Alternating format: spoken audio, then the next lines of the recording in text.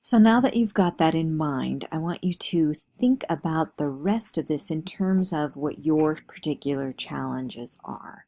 We're going to talk about before a lecture starts, and we're also going to talk about taking notes during a lecture. Let's begin with before a lecture starts.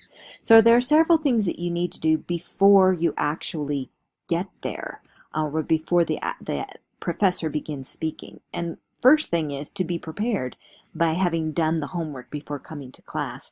Many times professors in lecture types of classes will require you to do the reading ahead of time. Even if they don't, doing the reading ahead of time gives you some prior knowledge that you can access as you're listening. So always come prepared by having done the homework before attending class.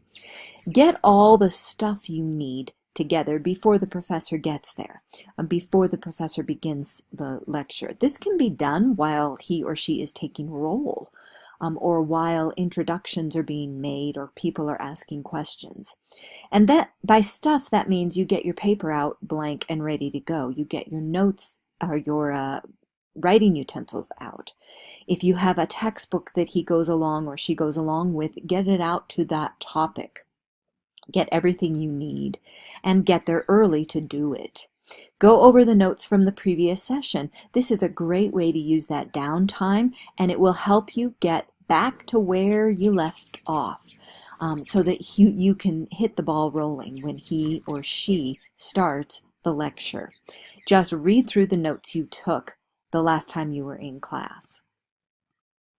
Set up the paper before you start, and this is an important aspect. One thing I want to say is to use only one side of the page. I know it seems like you might be wasting paper, but it makes it so much easier to review your notes later if you only are using one side of the paper. So just get in the habit of only using one side, and get in the habit of using some kind of label.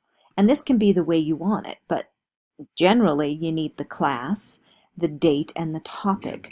And this helps because what if you drop your notebook? Sure, you can put things in order, but also it helps you to determine whether you need to look at every page of notes before a test, or just the things on a certain topic, or the things over a certain period of time. So always get in the habit of label it, and do the label the same on every page. And you can pick how you want that to be, but make it consistent. And then be consistent with some kind of system. And that means, are you using some kind of Cornell note-taking system, or are you using something different? So a Cornell note-taking system looks like this, where you actually fold your paper or draw these lines, and you have different things on each part. And the bottom is a summary when it's done, and your notes are actually in this section. And here you would fill this in after the lecture was over with key points. The essential question goes here. So for example, you would record in this note-taking column, you would record the lecture information, you might write questions, you might use this to recite or say it over and over to yourself and then think about it, or review it. And then the bottom is a summary. Here's a brief example.